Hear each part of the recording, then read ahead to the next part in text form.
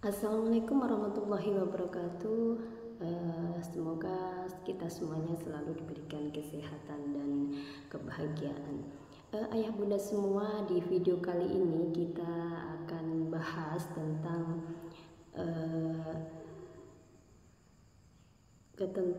bagaimana kalau anak kita di usia, terutama usia PAUD kelompok B atau mulai kelas 1 kemudian belum bisa baca itu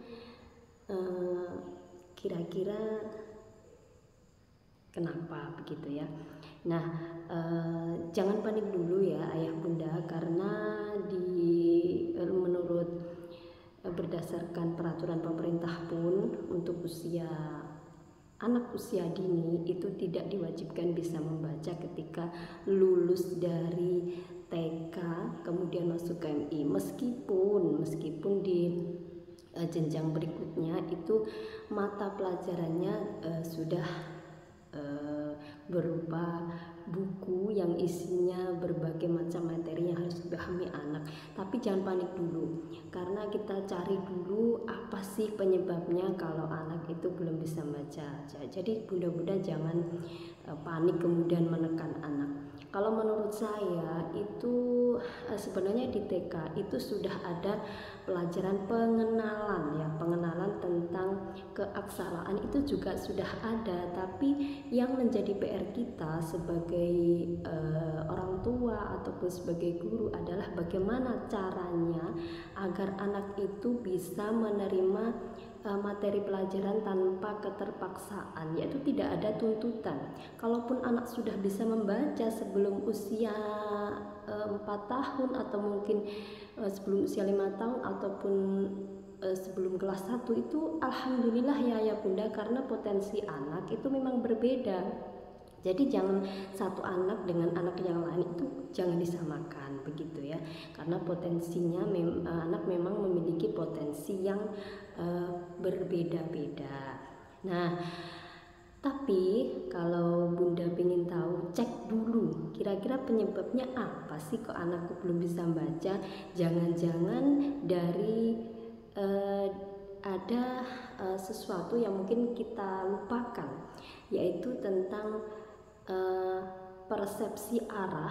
Dia sudah paham apa belum? Contoh, sudah bisa memahami kanan atau kiri apa belum? Sudah bisa memahami atas bawah, maju mundur atau belum? Kalau misalnya anak itu kita cek ternyata belum bisa di persepsi arah, maka kita matangkan dulu di persepsi arah. Jangan fokus pada drill baca atau drill ngaji. Nah, itu kan yang menjadi pada umumnya anak-anak yang itu bingung ketika membedakan antara B dan D, itu kan yang kebanyakan. Atau kalau di dalam tulisan Arab itu membedakan antara nun dan ba. Itu mereka memang bingung sekali ayah bunda, dia bingung dalam hal bentuk bukan dalam hal bunyinya.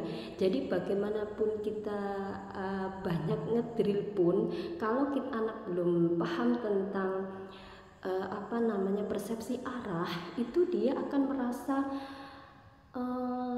bingung dan justru malah tertekan karena dia memang belum tahu. Nah, jadi yang perlu kita lakukan adalah pahamkan dulu motoriknya dalam hal pemahaman kanan, kiri, maju, mundur, atas, bawah itu dulu. Bagaimana stimulasinya, yaitu dengan mungkin diberi tepuk posisi kanan mana, kiri mana, kemudian ketika pakai sepatu itu kanan dulu yang mana, kiri yang mana, kemudian dilatih maju mundur atau arah atas bawah dan sebagainya. Kita biasakan seperti itu, kira-kira seperti itu ya bunda, biar kita tidak begitu panik. Dan terus untuk mengenalkan dengan cara-cara yang sekiranya anak tidak merasa tertekan, karena di usia dini khususnya itu memang anak tidak dituntut untuk bisa membaca, hanya saja kita diberikan untuk pengenalan dengan cara-cara yang ramah begitu ya kepada anak.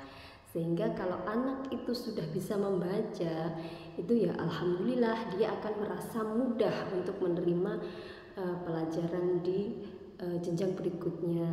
Tapi kalau memang belum bisa, satu, Bunda jangan panik dulu. Kemudian yang kedua itu cek dulu motoriknya sudah tuntas apa belum. Kalau belum, itu tadi maksudnya motorik itu sudah paham tentang persepsi arah itu atau belum.